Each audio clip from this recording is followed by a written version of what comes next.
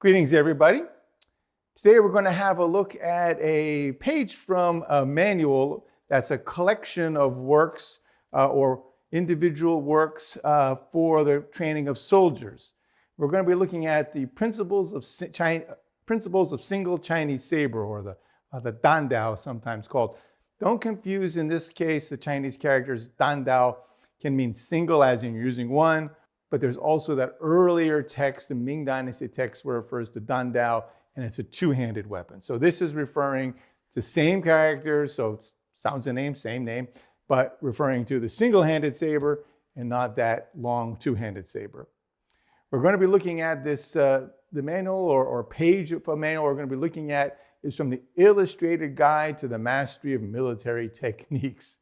It was published in 1843. And it was put together by a governor, a Manchu governor. I'm not sure I'm pronouncing his name correctly because I never learned to speak Manchu, but it's Naer Jing-e. If there's somebody who can speak Manchu, can tell me if that's correct, it'd be great.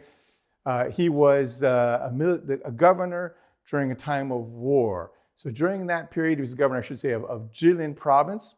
And the purpose of putting this together was for the training of the Green Camp or Green Standard soldiers in his province. And those were not the Manchu bannermen, but the regular Chinese army who wore a green uniform. And as I was saying, he took office during a really turbulent time. It was just 2 or 3 years before the Opium Wars. So it was a time when the Chinese military was not particularly strong. It was mid to later Qing Dynasty, you could say. China had for a long period not had a lot of wars, and all of a sudden had to fight European powers.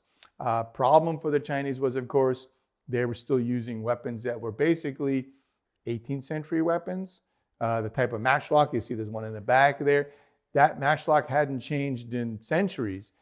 Slow muzzle loading kind of firearm, whereas the European forces had obviously modern weapons. The Opium War took place pretty much around the same time as our American Civil War. So if you think of the technology that we had being used here versus in China, really vastly different. So soldiers hadn't been in warfare, didn't have the esprit de corps, the drilling, had really let their skills fall, and now there was this really serious threat from outside. So Jing-e created this manual, this Illustrated Guide for the Mastery of Military Techniques, and it has 15 pages in total, 15 illustrated pages, and each one of those well, actually there's pairs, addresses a variety of weapons: single-handed saber, archery, matchlocks, the jingle, which is a really big matchlock, is a weapon that requires 2 men, a crew of 2, cannons, repeating crossbow, staff, and also the use of these weapons on horseback. So what it does is give a kind of, here are the principles for each one of these weapons. So it's a simple, straightforward kind of illustrated guide. It doesn't go into great details, but it looks to give these, the essence of each technique which should be used. So let's have a look at that manual. I haven't memorized it, so I'm going to read it for you. So important points for single saber. Footwork precise. The body is moved by a lively, adaptive waist.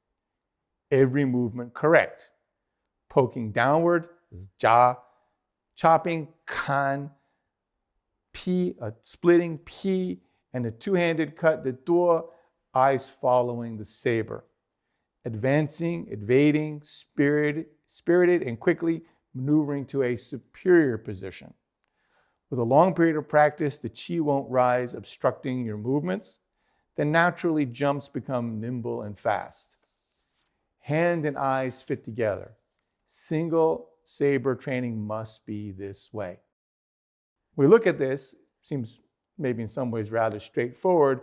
I find it useful to go back and look at some of the key concepts and even the kind of language that's used here. In the first line, it says, you're talking about the footwork. I'll go back and say, the footwork precise, the body's moved by a lively, adaptive waist. So the first term there is qingchu. Qing Chu means to be literally clear. I think this already starts seeing, let me move my table aside here. We start seeing things that I think are really, tend to be overlooked in contemporary practice. Where you're stepping should be precise and clear. Just take my saber for a moment. So it's not just I'm stepping and moving forward. It's not just that I'm quick, but where am I stepping? There must be a precision. When we're using a saber, again, this is a military weapon. This was during a time of really, as I said, turbulent times. Not a good time to be a Chinese soldier facing superior armies, even though you might have had numbers on your side, they had the weaponry. So if I get in close and I'm going to use my saber, I have to use it correctly and effectively.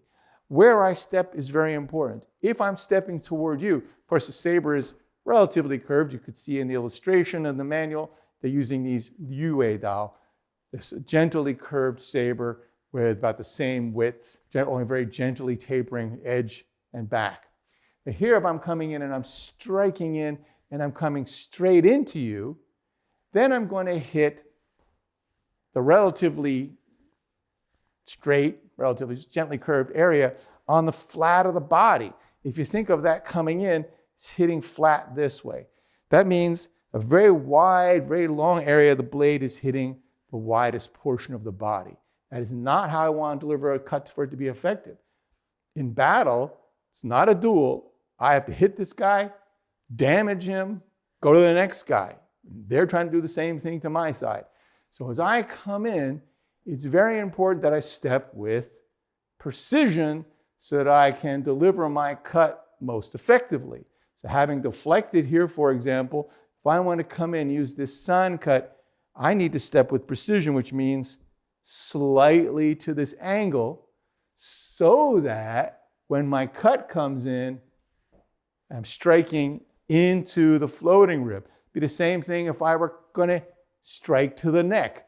I want to get, here my body's thinner than it is from the front. I want to hit that floating rib. If I'm coming in with my blade, stepping with precision, clearly I want to hit with a small area of my blade, not a wide area of my blade, the smallest portion possible into a small area, so that when I hit, I do the greatest damage. So when we're stepping and moving, we're not just moving quickly. It's not just to move fast. It's to move with clearly. Qing Chu means clear. So clear and precise so that I can deliver the most effective cut. And I think if we go back and look at our forms, most people are probably just stepping forward without a thought as to, well, why would I step here? Right? I may want to step, if I'm going to give a P cut, if I've deflected, I want to step here so that I move behind my blade. If I step here, straight in, I'm not behind my blade. Part of my body is exposed. So step clearly. The next one I really like to, I think these first two are really important. It talks about the waist being lively. The character here is Hua. Now, if you looked in the dictionary, this is a little bit of a danger. If you can find many classics online these days, you can grab the text, you can throw it in a translator, and you can get a rough idea of what it means. More or less, some translators are better than others.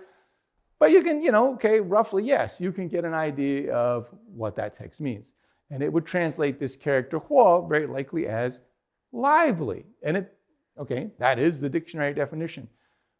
But lively in what sense? Lively not simply in that you can move quickly. Of course, you have to move quickly. But lively in the sense that you are adapting to and moving with your Daofa.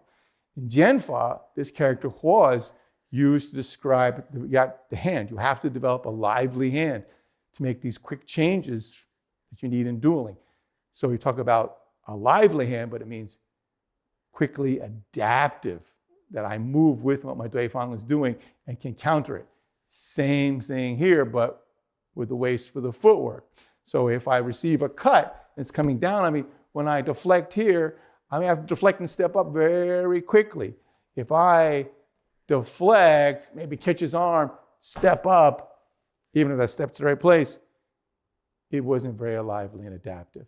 If I want to deflect and slide in, see, I don't want to deflect, catch his arm, step. The body's disjointed. It's not going to be quick and lively. Has to be waist is moving in a lively fashion as I'm receiving that cut coming down on me. Maybe as I deflect, my waist is pushing me forward. So I slip in and then it can cut. So think of the waist not just moving you in quickly, but in this adaptive fashion that you're moving with your Daofa rather than just trying to move quickly. Next line, every movement correct. Poking downward, chopping, kan, splitting P, and the two-handed door cut. Eyes are following the saber. And hopefully that's pretty explanatory. First thing though is that everything's done correctly. I would say here, think about your targets. Watching people when they're bouting, and to be fair, of course, bouting is difficult. It's, your Daofa we use real weight weapons. You can be hurt. It's very much a pressured situation. We can say that we're pressure testing when we do this, especially say in tournament. But one thing I always notice is that there's a tendency to just swing. Okay, it's understandable under the circumstance, but it's not precise, is it? It's just swinging. So there's that clarity that we want. We want to start thinking like, okay, if I'm giving jaw, for example, I'm using the tip. It has to go where? When you're practicing your form, okay, that jaw is going into the neck. See, many people often jaw, the hand goes down low like this. Well, what are you hitting here? Nothing. Then the tip isn't even hitting, it's going to slide off. Where is that jaw going? It's coming to the inside, it's going to the face or to the throat, sometimes into the shoulder joint, but it has to have that precision. For a kan cut, when and where do you use a kan cut? A kan cut is a more powerful blow, right? It's coming in, you're really dropping your weight into it. In the Yangshi Taiji Dao, Chen Gong's manual, he says to be careful not to let it drop below the shoulder. Very easy to let that fall down.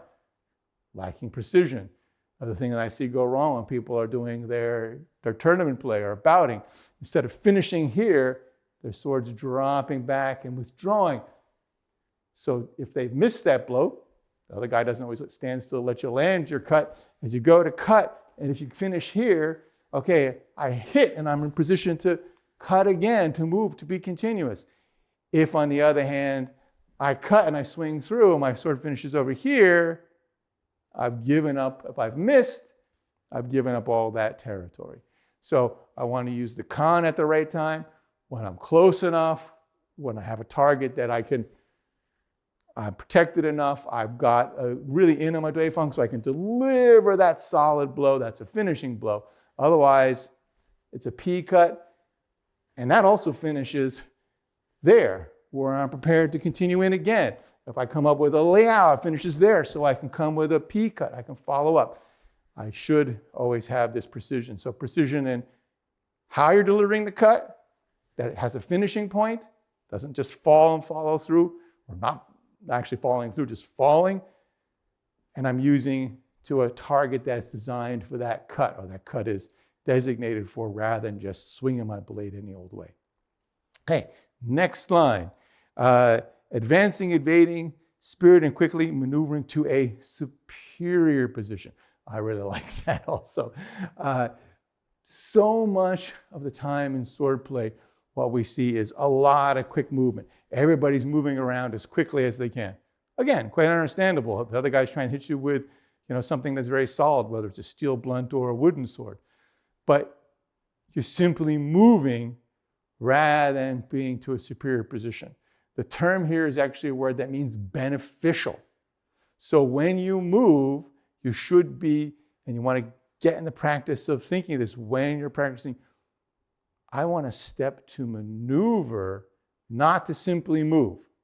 I don't want to step to get away because the other Daofa was swinging at me, and then I have to come back in. That works sometimes, sure. You can slip and countercut.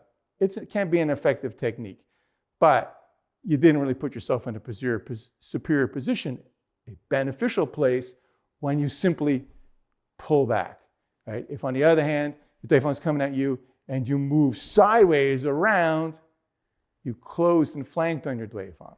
If as you deflected, you slipped in here, then you move. So think of using your stepping not simply to move, not just to add power to your cuts, but where should you move? Goes back to the first line of precise footwork, clear footwork. Where should you move to put yourself in a place that benefits you and impedes your Daofa? Okay? So that's something we really need to work on, think about. With a long period of practice, the qi won't rise your movement and obstructing your movements, then your jumps will be natural, nimble, and fast. Here, I think, especially today, many people, of course, don't speak Chinese. Learning Chinese martial arts, you don't need to learn to speak Mandarin to speak Chinese to train Chinese swordsmanship. Totally unnecessary. But it is useful to really try to find out, well, there's some key concepts, key ideas that we want to really understand because they're in widespread use. And of course, even more so, we don't want to misunderstand them. And qi, I think, is one that has gotten really, really misunderstood. And part of that is because it can be used a variety of ways. In this case, it could simply be meaning that you don't want your breath to be upward, right? Qi can refer to your breathing, right? So if I'm going, if my qi is up, then I'm going to have more of a fight or flight kind of reaction. I'm not going to be calm. I'm not going to be focused. I'm going to lack the precision in my movements. I'm not going to be maneuvering if my brain is scattered and I'm nervous. My breathing's upward. So as you keep your breathing down, your qi sunk in your dantian, breath is in dantian, you're going to find that very naturally you can adapt, you can move in a lively fashion, your jumping is nimble, and everything is good. So I want the breath to stay down. And that takes time. That takes going out and pressure testing yourself. Right? That takes physical stamina training, takes all that stuff to keep our qi down. Another way that qi is used that I think that is not as clearly understood or even people may not be familiar with at all is this idea of qi as a kind of, I'm going to say, ubiquitous mind intent. And that means a kind of sense of what's going on, right? Your qi is one kind of idea. So your mind intent, your body, your breathing, everything is one nice unified calm whole, one big piece. And so you're able to move in a fashion that is, you could say, very mindful, very precise. I see what's going on and I use my waist and my legs and I adapt to it, maneuver myself to the right position. So when I develop that calm mind, and part of that is, of course, being able to keep my breathing in my dantian in combat, in real bouts. When I can do that, then my mind is calm so I can have this sort of good intent, be aware of what's going on around me, and move and adapt with it. So that takes, it says, over a long period of time. It takes time to develop that, but it's something to keep in mind as a goal so that we can reach toward that. Okay? We should say also that it says, Nilvan says that hands and eyes fit together. A lot of the different sword classics talk about training the eyes. And it doesn't just kind of mentions it here. If you look at the Wudang manual, Wudang Jian manual, it talks about the eyes quite a bit.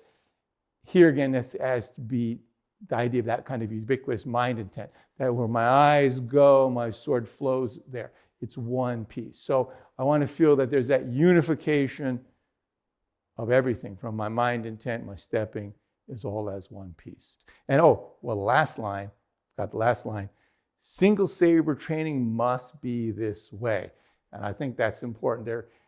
Today, I say must be this way. I think today there's a tendency for people to have ideas, their own ideas about how it should be done. I like to train this way or on this way. Or they might say, I'm practicing this art as some sort of art or as a meditative kind of practice or so on. That's fine. Use the art in whatever way you want to for your life, to enhance your life. Great. But there's still a correct way to do things. And unless somebody today has reached that really high level, I honestly think nobody should change anything. We should stick to the training that was dictated for us. So we want to practice the right way to get the greatest benefit. Last thing I want to do here real quick before I take any questions, and I want to talk also about how we're going to use this, is to read something that Jing-e wrote in the beginning of this manual. And this, again, remember, he attached great importance to this for the training of the soldiers. So he said in the preface, not training soldiers is the same as having no soldiers. So soldiers not practicing skills is the same as using bare hands. So in other words, if you don't practice training with your weapons, your sword, etc., you might as well be empty-handed. There are no good generals in ancient times who did not put military training first. People only have people only have it if they're not capable, you will be timid. If you don't have these skills, you'll be timid. If you are skilled in skills, you will be more courageous. So if you haven't got any skills, you're going to be timid. And if you have the skills, you're going to have courage. How do we make use of this now? That's the kind of, I think, the important thing. You know, it's interesting to discuss these and say, oh, okay, what does this mean? What does that mean? But more useful is how are we going to make use of this in our practice today, moving forward. What I find is useful in these classics, and I've done this with others as well from myself, is to say, okay, let me read this classic. Am I doing all of these things? Or maybe I'm doing one, but I've neglected another. So use this kind of as a checklist. And I think it's giving us the order of importance. First is your feet have to be precise. If you go back practicing your form, practicing your drills, whether they're solo drills or partner drills, am I stepping with precision? Clearly, do I know where that foot goes and why it goes there? While I'm doing that, am I really using my waist so everything is adaptive and using and happening together as one piece? It is all unified. And then go down the checklist one by one and see, am I doing this or not? And is there one that maybe you're doing really well? Okay, keep that. But is there something that you've neglected? Often because that wasn't the thing you were good at. Often we neglect the thing that we're not the best at. So find the one that you're least skilled at and put it in your practice. Work on it. All right, so that is just a quick discussion, the summation of the principles of single-hand saber. Thanks, everybody. Stay strong. 再见.